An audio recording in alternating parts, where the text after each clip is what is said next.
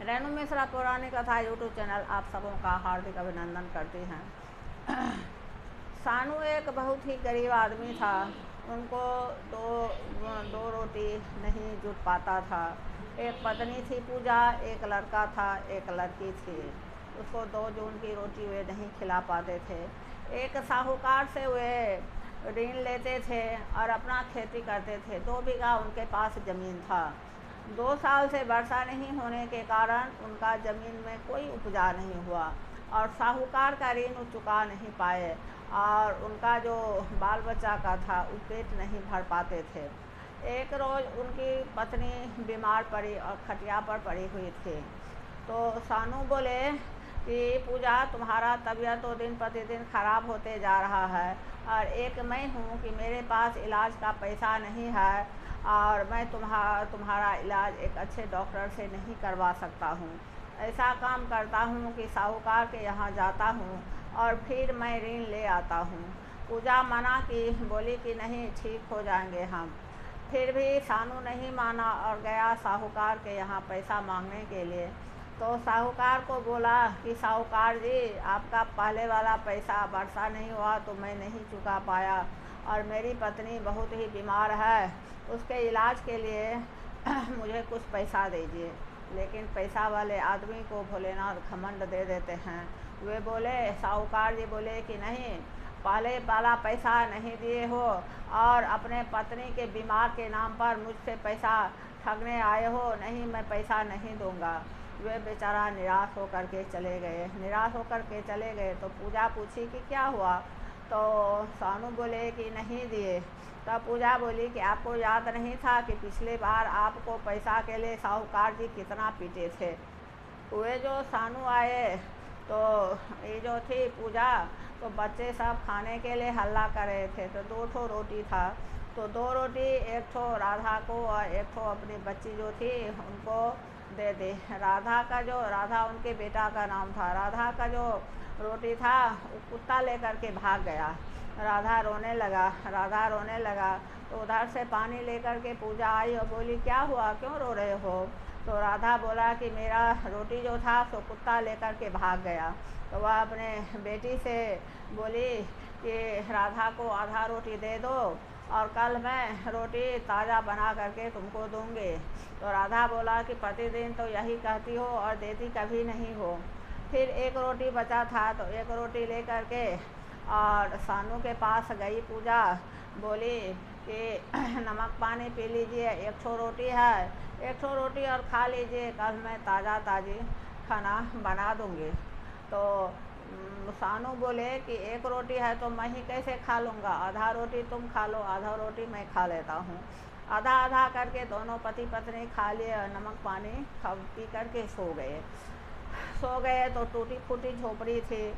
रात में बहुत ज़ोर से आंधी आया, वर्षा होने लगा। सानू जो था वह पूजा को उठाया और बोला कि पूजा, तो बहुत ज़ोर से आंधी वर्षा हो रहा है, घर गिर जाएगा तो हम लोग कहाँ रहेंगे, तो चलो कहीं पेड़ के पास रहेंगे। तो पूजा उठी और बोली कि भोलेनाथ हमको कितना गरीब बनाए हैं, कितना हम गरीब हैं, चलिए कम से कम पेड़ के नीचे तो हम लोग बैठेंगे। पेड़ के नीचे बैठ कर के चारों आदमी अपना समय गुजारे। पूजा का तबीयत जो था तो बहुत ज़्यादा ख़राब था। भोलेनाथ और पार्वती जी यह सब देख रहे थे। पार्वती जी बोली कि हे भोलेनाथ, इसको कितना आप सता रहे हैं, यह तो बहुत अच्छा आदमी है और आप इस सबको काहे इतना सता रहे हैं। तब भोलेनाथ बोले कि पूर्वजन्म का क्या हुआ, सबको भोगना पड़ता है। पूर्वजन्म में यह एक शिकारी था और बिना वजह के सब जानवर सबको मार करके खा जाता था बिना वजह का। जब तक उसका यह पूर्वजन्म का पाप पूरा नहीं होगा तब तक इसको सुख नहीं मिलेगा।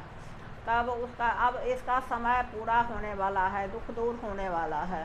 तब यह जा रहे थे, सानू जी और उसकी पत्नी पूजा जा रही थी तो सड़क पर गिर गई। घनघोर वर्षा हो रहा था। तब उधर से एक इंसान डॉक्टर का गाड़ी आया। तो डॉक्टर साहब बोले, पागल हो गई हो क्या, इस घनघोर वर्षा में काहे रोड पर पड़ी हुई हो? तो सानू बोले कि डॉक्टर साहब, यह पड़ी हुई नहीं है, यह बेहोश होकर के गिर गई है, खाना नहीं मिलता है, यह बीमार है। डॉक्टर साहब बहुत इंसान थे और इंसान का भी दुनिया में कमी नहीं है। डॉक्टर साहब चारों को बैठा लिए और अपना हॉस्पिटल ले गए, उसका उचित इलाज किए। जब पूजा ठीक हो गई तो हॉस्पिटल में झाड़ू मारने लगे। तो डॉक्टर साहब बोले कि पूजा झाड़ू क्यों मार रही हो, तुमको आराम की ज़रूरत है। तो पूजा बोली कि डॉक्टर साहब मेरे पास पैसा नहीं है कि हम इलाज का पैसा आपको चुका पाएंगे, मैं झाड़ू दे करके ही आपका पैसा चुका दूँगी। डॉक्टर साहब बोले नहीं नहीं, हमको पैसा का ज़रूरत नहीं है, आपको आराम की ज़रूरत है, आप जा कर के आराम कीजिए। इतने में डॉक्टर साहब का कोई स्टाफ आया और जिस साहूकार से वह पैसा मांगने गया था, साहूकार एक्सीडेंट हो गया था और वह उसी हॉस्पिटल में एडमिट था। तो कोई स्टाफ डॉक्टर साहब से कहने आया कि वह जो चंद्रमणि परसों एडमिट हुआ है उसकी हालत दिन प्रतिदिन बिगड़ते जा रही है, उनको सख्त जो खून की आवश्यकता है, अगर वे उनको खून नहीं मिलेगा तो वे मर जाएंगे। सानू जी बोले कि उन चंद्रमणि को, वे जो साहूकार चंद्रमणि हैं उनको तो मैं अच्छा से जानता हूँ। तो डॉक्टर साहब बोले कि वे कौन है, उनको कोई नहीं है घर में। तो सानू जी बोले कि नहीं, उनको कोई नहीं है, नहीं पत्नी है नहीं बाल बच्चा है, वो बड़ा मकान में वे अकेले रहते हैं, उनको देखभाल करने वाला कोई नहीं है। तब डॉक्टर साहब बोले कि उनको तो खून को का ज़रूरत है। तो सानू अपना और अपने पत्नी पूजा और बाल बच्चा का खून दे दिए और चंद्रमणि जो थे सो भला चंगा हो गए और घर जाने लगे। तो चंद्रमणि साहूकार जो थे वे सानू को बुलाए रास्ते में। तो सानू बोला कि साहूकार जी, तो मैं शहर जाऊंगा कमाने के लिए और शहर से कमा करके लाऊंगा, तब मैं आपका ऋण चुका दूंगा।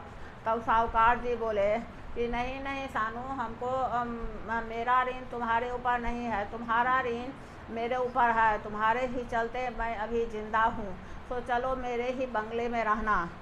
ले गए साहूकार जी उसके बाल बच्चा को, सानू को, उसके पत्नी को ले गए और बोले कि आजीवन तुम मेरे घर में रहो और मेरा तुम पर कोई ऋण नहीं है और यहीं पर तुम रहना, खाना पीना, मुझे तो कोई संपत्ति का ज़रूरत नहीं है।